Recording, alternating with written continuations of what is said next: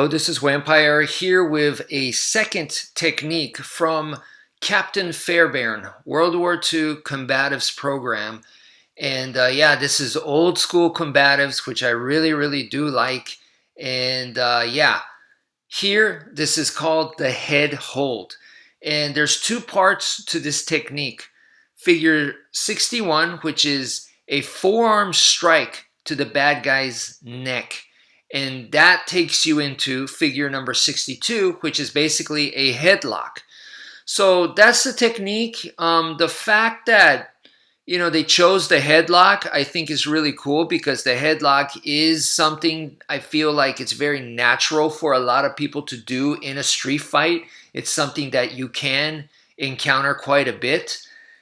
And even in grappling, people that are seasoned grapplers will do a headlock or headlock type of move, which is usually a head and arm, but a similar type of position. The fact that they mix that in together with this forearm strike to the neck, that is what makes it unique and not just a grappling move. To me, that's really cool. I'm not saying that other styles don't do this kind of thing, but I really like, once again, the simplicity, the choice of technique here, and the way where they're saying just slam this right into his neck, and that's going to shock the guy, which then you take him immediately into a headlock and get total control kind of thing while they're still dazed. So very cool move. I feel like this sheds some light to a more famous Fairbairn combatives technique, which is the chin jab. Someone on YouTube a while back, I'm sorry, I don't remember what channel it was, but the person said if you do a chin jab and then you're supposed to follow up with a tiger's claw to the eyes, how is that possible? Because if you hit them with the chin jab right on their chin, you're applying a tremendous amount of force. Therefore, you're moving the target. And how are you supposed to then go into the eyes? Because you just really moved the target, and who knows how it's going to react. And I think that was a very valid question. For me personally, I didn't have that problem when I was practicing on Stickman and on my punching bag. But you never know in real life when you actually do it to a real person under real combat stress with real combat force. Who knows, right? Of course, I try to mimic the combat force, but obviously I can't do it on a real person. So you never know. And I feel like they brought up very valid points, or at least something to consider.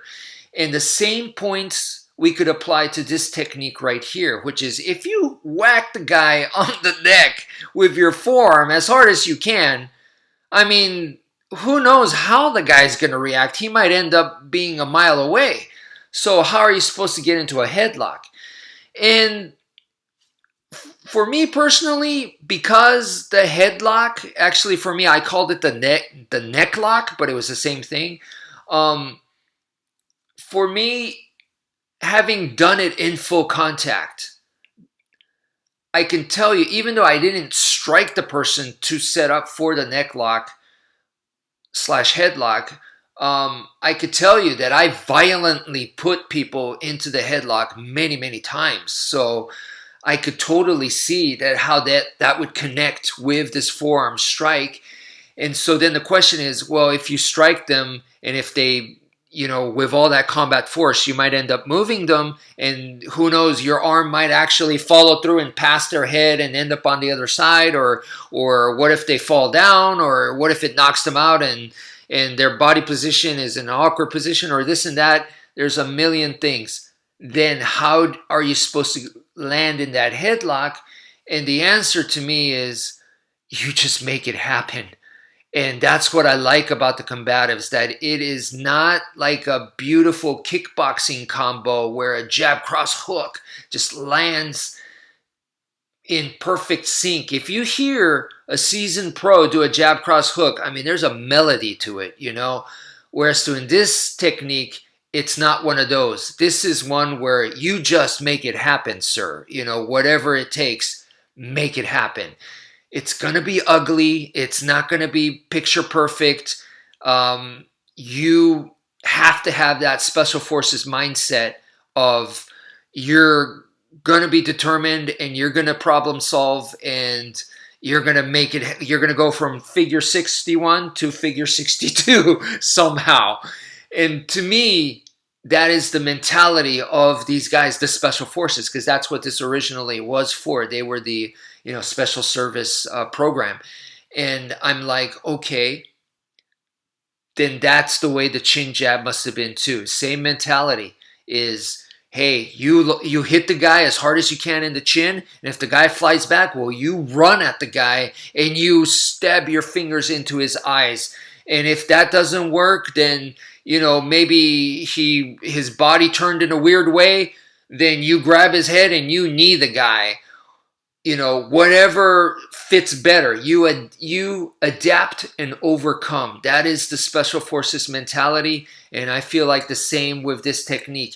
You hit the guy as hard as you can in the neck, and he maybe spins around. Oh, then you put him in a rear naked choke. You adapt, and that is what I like so much about this combatives, that it feels very raw. It feels very nitty gritty.